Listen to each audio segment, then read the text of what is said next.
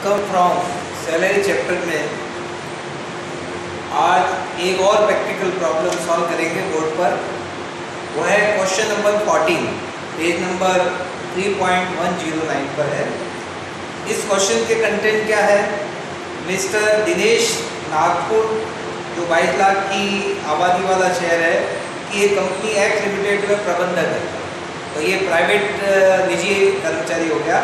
उनका मूल वेतन 15,000 रुपये प्रति माह है और 500 रुपये प्रति माह महंगाई भत्ता सेवा शर्तों के अधीन प्राप्त होता है। इसके अलावा उनको नियोक्ताओं से निम्न सुविधाएं प्रदान की गई है। एक तो किराए से मुक्त रहने की मकान की सुविधा, जिसका उचित किराया 800 रुपये पर मंथ है। उस मकान में फर्नीचर और रेफ्रिजरेटर जिसकी लागत 20,000 और 9,000 क्रमशः भी दी गई है। नियोक्ता द्वारा घर पर टेलीफोन की सुविधा दी गई है। 2,000 का बिल का भुगतान किया गया है। क्रिसमस पर 20,000 का गिफ्ट जो नकद में परिवर्तनीय है दिया गया है।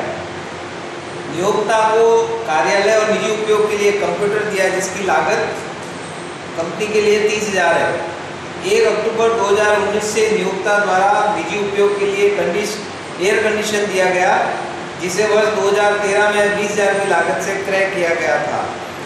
नौकर, फराश, चौकीदार प्रत्येक की मजदूरी 300 रुपये प्रति माह है, नियोक्ता द्वारा भुगतान किया गया है। और तीनों नौकरों की नियुक्ति दिनेश द्वारा की गई थी। नियोक्ता द्वारा 20,000 के चिकित्सा बिलों का पुनर्भुगतान किया गया है, जिसमें से 12,000 रुपये सरकारी अस्पताल से और 8,000 रुपये निजी अस्पताल से संबंधित है। 1 अक्टूबर 2019 को उनका सेवा शर्तों में परिवर्तन किया गया, जिसके कारण उनका मूल वेतन 12,000 रुपये प्रति माह तक घटा दिया गया, जो पहले 15,000 प्रति माह था, 12,000 कर दिया। और इसके परिणाम स्वरूप 8,000 की क्षतिपूर्ति भी दी गई है। वे और उनके नियोक्ता अप्रमाणित भविष्य निधि में अंशदान करते हैं 12.5%, और इस वर्ष के दौरान 3,000 रुपये का ब्याज जमा हुआ है 10% पर एनम के हिसाब से। 2 दिसंबर 2019 में उनको 3 माह का मूल वेतन उपार्जित अवकाश के त्याग के बदले दिया गया है। अब आपको कर योग्य आय करना पड़ती है। दिनेश का इस कंपनी में सारवान हित है। इसका मतलब दिनेश जो है वो स्पेसिफाइड एम्प्लॉय है। तो अब जब अपन कैलकुलेशन करेंगे computation of taxable income from salary, तो देखिए सबसे पहले इसमें लेंगे अपन बेसिक सैलरी।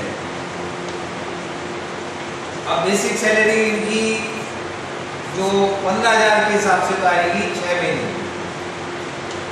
क्योंकि अक्टूबर में उनकी सेवा शर्तों में परिवर्तन हो रहा है। उसके बाद 12,000 रुपये आएगी 6 महीने की, तो ये टोटल मिलाकर 1,62,000। तो ये बेसिक सैलरी जो है ये इस तरह से कर योग्य होगी। 1 अक्टूबर से उनकी सेवा शर्तों में परिवर्तन हो रहा है, तो अब सितंबर तक ये रहेगी और अक्टूबर से लेकर मार्च तक ये आएगी। फिर इनको डीए मिल रहा है 500 रुपये पर मंथ, 500 × 12, 6,000 रुपये टैक्सेबल होगा। तीसरा इनको देखिए अर्न लीव सैलरी मिल रही है, अर्न लीव सैलरी, और ये सेवा में रहते हुए मिल रही है 3 महीने के वेतन के बराबर, जो दिसंबर में मिल रही है। तो दिसंबर में वेतन इनका 12,000 रुपये, 3 महीने के हिसाब से 36,000 रुपये इनको अर्न लीव सैलरी मिलेगी। अब इनको जो सुविधाएं मिल रही है उन सुविधाओं में देखिए rent free house, rent free furnished house है, रेंट फ्री फर्निश्ड हाउस। तो इसका वैल्यूएशन अपन वर्किंग नोट में कैलकुलेट करें तो देखिए किस तरह से आएगा। जब अपन वर्किंग नोट बनाएंगे तो valuation of working note, value of house facility, house facility की वैल्यू कैसे कैलकुलेट होगी? इसके लिए मीनिंग ऑफ सैलरी क्या होगा? मीनिंग ऑफ सैलरी, तो सैलरी में क्या शामिल करें? एक तो बेसिक प्लस ये सेवा शर्तों में इसलिए लेंगे, और प्लस इसके अलावा कोई अलाउंस नहीं मिल रहा है उनको, लेकिन ये जो अर्न लीव सैलरी मिल रही है, अर्न लीव सैलरी वो शामिल करेंगे। बेसिक इनकी 1,62,000, और 12,000 रुपये दिए हैं और 36,000 इनकी जो लीव सैलरी है। तो इस तरह से ये मिलाकर हो गए 2,04,000। अब मकान की वैल्यू, क्योंकि नियोक्ता ने मकान इसको सुविधा के रूप में दिया है जिसका नियोक्ता ही स्वामी है, इसलिए यह देखेंगे कि ये किस शहर में जहाँ की जनसंख्या कितनी है। तो जनसंख्या 22 लाख है।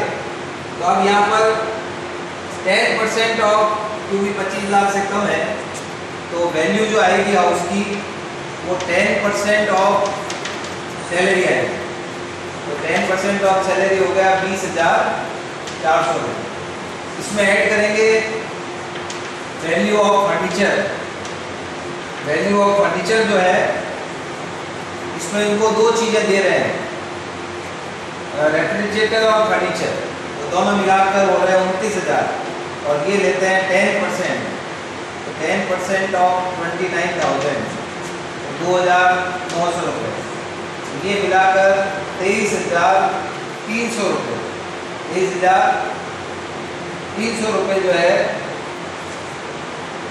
ये वैल्यू आ जाएगी मकान की। ये इसकी वेतन आय में यहाँ पर अपन शामिल करेंगे। तो वैल्यू ऑफ परचेज जो हाउस रेंट आया 23,300। ये 23,300 रुपये यहाँ पर अपन इनकम में ले लेंगे। चौथे पॉइंट में रेंट फ्री फर्निश्ड हाउस की फैसिलिटी। नेक्स्ट फैसिलिटी देखिए इनको क्या मिल रही है।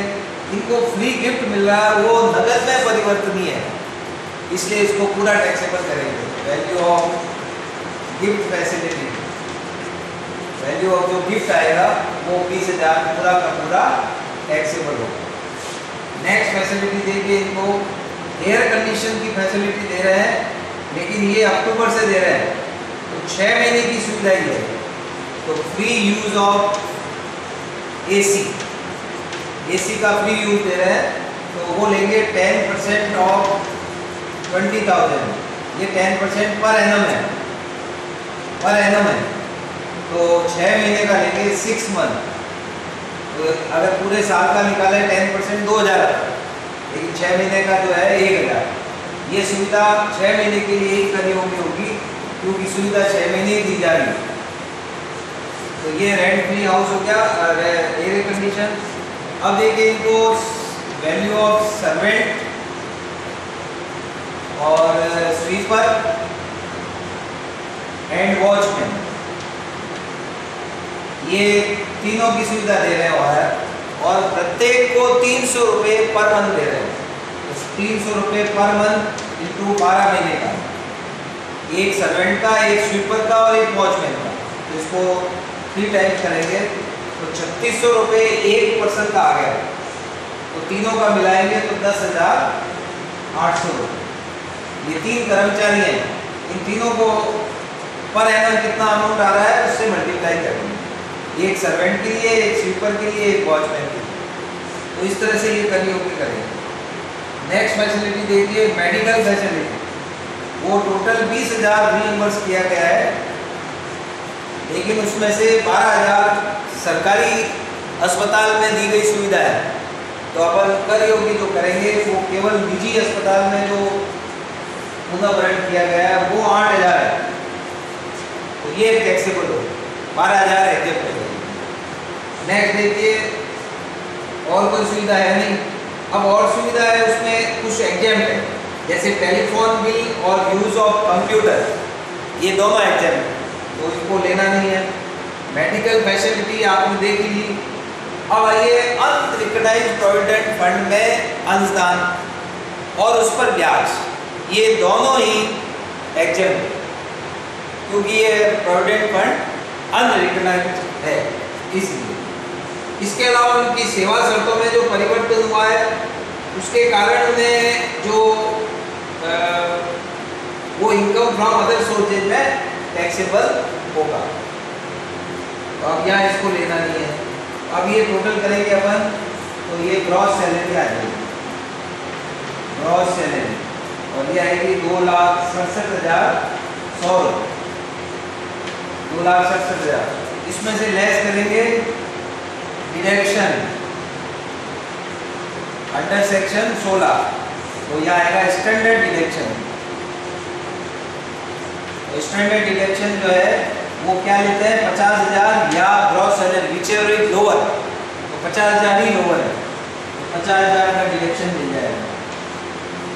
50,000 जब लेस करेंगे तो 2,17,100 रुपये, ये आएगी टैक्सेबल सैलरी इनकम। तो इस तरह से इस प्रश्न में बहुत सारी सुविधाएं जो दी गई थी उनका वैल्यूएशन करते हुए अपन इसको शामिल किस तरह से इनकम में शामिल करेंगे, ये क्वेश्चन अपन ने देखा।